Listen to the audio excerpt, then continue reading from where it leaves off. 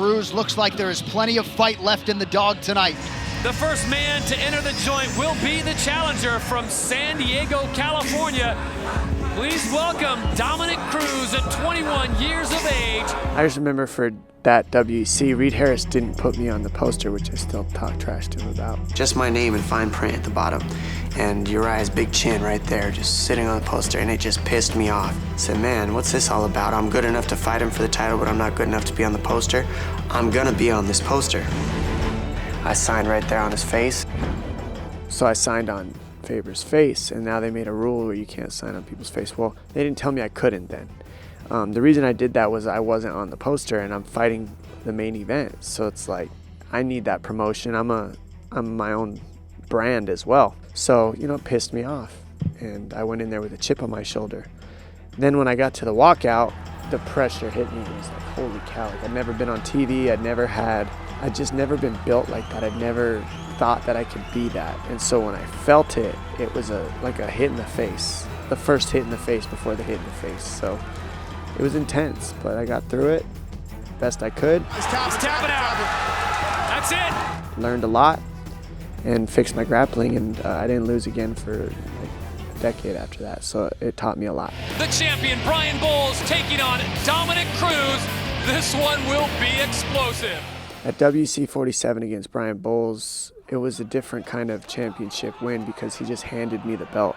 Brian Bowles is forced to bow out of this fight, and so Dominick Cruz will get the victory. He said that he broke his hand, but I had also broken my hand. I just didn't tell the doctor. So that alone set the standard for who wanted to be there. And I did. He just said, here you go, you can have it. This is too hard. And the truth is, I chopped his leg off. He had no leg left. So I think that if he would have stayed in there, it would have been bad brain damage for him. So he probably made a good choice. So UFC 132 was a pretty crazy fight because it was Faber, and we had been in this rivalry for so long that when rivalries are weird because they become a part of that human being that you don't like becomes the person you have around you the most. I had no doubt that we would not see the touching of the gloves. So I don't know if anybody's ever heard this, but what you resist persists has never sounded so true. And I really resisted that guy, and so he continued to persistently be in my face until I got him out of there. But I learned a lot. He elevated me to another level, so in the end I'm grateful that I had that with him, and I learned some of my biggest lessons in that rivalry because I took a lot of the gifts that he had and I used them today. And still! Instead of looking at him as like I can't stand everything that he is, I was able to, over the years, look at him and say, what's making him successful? If I can take those things from him and add them to my repertoire, I'm going to be even harder to beat. And I was able to do that. And so to this day, I got a little bit of Faber in my style, I think. In 2012, Dominick Cruz suffered his first major injury. Every professional athlete's worst nightmare, a torn ACL.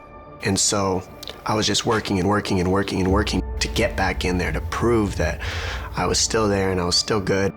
The former UFC Bantamweight champion. So then when I move on to UFC 178 and I fight Mizugaki, now that one was very different. I'd never walked into a fight feeling so at ease because everybody had already written me off. I'd been out with so many injuries for so long that people thought I had no chance. Rehabilitate. His takedown. All over Mizugaki history. Trying to finish it right now. He's out. He's out. It's over. And it's all over. Dominick Cruz is back. Welcome back, Dominick Cruz. They were almost putting me there as a former champion to build Mizugaki to get ready to show how good he was. And for me to go out there the way I did and finish him in a minute, it was just, I really needed that because it showed me not only where I was, but it gave me the confidence I needed to get the title shot next and beat TJ Dillashaw. Mizugaki, he was just such a tough guy that I was really nervous before that. But then to not have any chance by everybody, for everybody to say there's no way, it almost like, should I even be here? after the amount of injuries that I've had after the layoff, should I even be able to compete? It's pretty amazing that I'm just standing here today.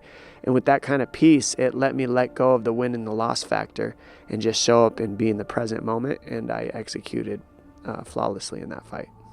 It was the most amazing, most ferocious, and spectacular version of Dominick Cruz we'd ever seen inside the octagon. Unfortunately, right after that fight, he blew his knee out again. Yeah, well, after I fought Mizugaki, I had had a staph infection 3 weeks before that Mizugaki fight, and I'd taken an antibiotic called Cipro. And that antibiotic weakens your tendons for up to 6 months after you take it. So then my right knee blew out after I had already sustained 2 left knee blowouts. So when my right knee blew out, I had another year off after that Mizugaki win.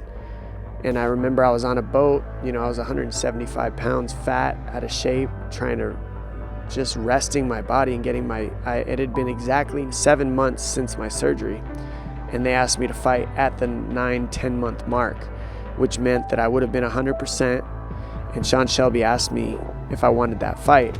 And I remember I was drinking beers on a boat, literally on antidepressants at the time.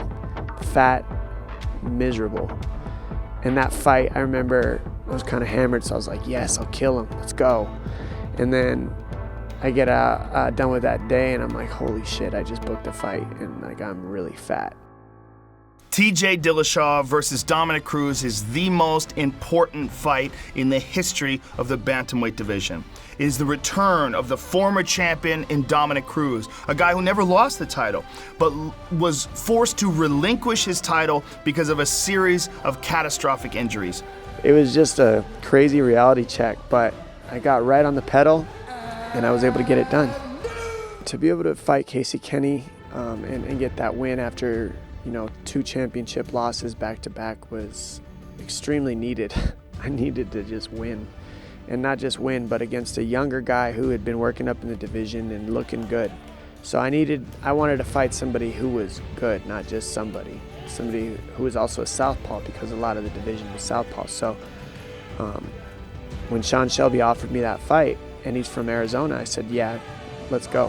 And when I took it to go out there and perform the way I did, it was very needed, and it felt good to get in there.